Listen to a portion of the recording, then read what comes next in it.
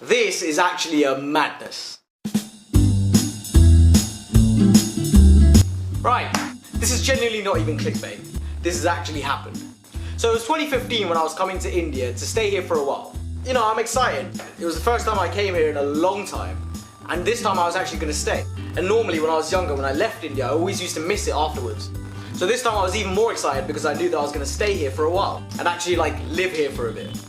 Me and my dad go through the standard procedure, you know, after landing. Security, immigration and all that. Then came baggage collection. This is where it started getting a bit mad. Now for all you Indians watching, right, bear in mind I was 15 and I hadn't been to India in years. I grew up in England, Surrey. The worst thing I've seen is my mate nick some sweets from a corner shop.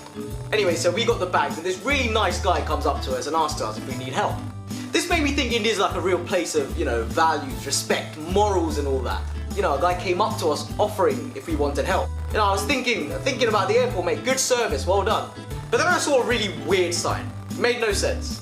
Right above the place where the final security check happened, you know, literally before you can leave the airport, there was a sign up there going, "No bribes, please."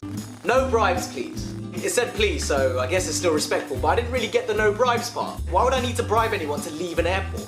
Turns out the guy that helped us wasn't actually working for the airport and was expecting a payment. He starts showing his hand and, you know, nodding his head like Indians do, you know. And my dad was actually going to pay him until I showed him the sign, "No bribes, please." The guy asked for a bribe under a massive sign that somehow said, "No bribes, please." Airport, if you don't want the bribes to be given, don't let them in. And if you want them to come in and help, pay them enough so they don't have to ask for bribes. Sort it out. And that was the very first experience I had of India as a home, you know, since I was old enough to start understanding things. Fast forward a couple months and I had to start learning how to drive a moped at the age of 15, which was illegal but not uncommon in India. It wasn't too big a deal, everyone did it. And to be honest, I'll save some driving stories for the future, but for now, let me just tell you this. So I thought I was quite an innocent guy driving back home from school, within the speed limit, helmet on, indicating which way I want to turn, everything on point.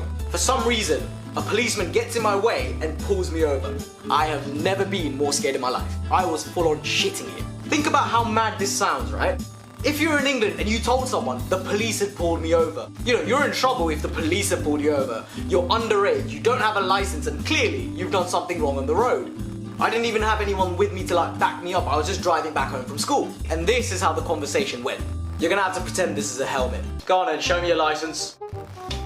I don't have one. Oh, as expected, how did I know? Absolute scum. Sorry, sir. And where's your helmet? In my hands. Well, it's no good in your hands. It's meant to be on air. I just took it off to talk to you. Well, if you'd taken the test and gotten a license, you would have known not to do that. And yeah, I was angry now, because he was purposely taking the piss. But you know, didn't say anything. Really showed him. He gets his little piece of paper and starts writing something down. Obviously, I'm shitting it even more at this point. It takes ages to write something down. Don't even know what he's doing. I don't know how it takes that long to write something on such a small piece of paper. And then he tells me, "You've got two options. Leave this vehicle here for breaking the law, or pay the fine." The fine. I obviously go, "Alright, I don't have that much money." He then gives me the piece of paper which says fine of 100 rupees. That's £1.20. A fine.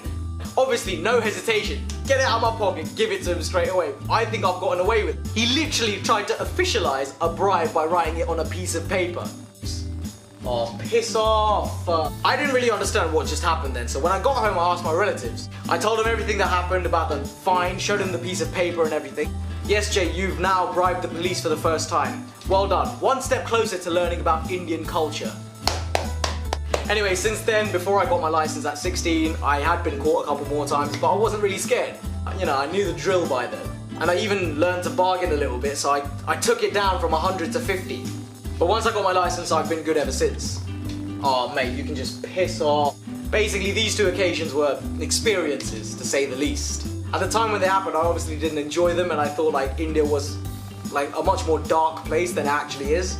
But now that I've realised more about Indian culture, these two occasions have just turned into like good funny memories. So good that I thought they'd be worth putting on YouTube, so I guess it did all turn out for the best. The end. Right, thank you for watching. I do hope you enjoyed this video.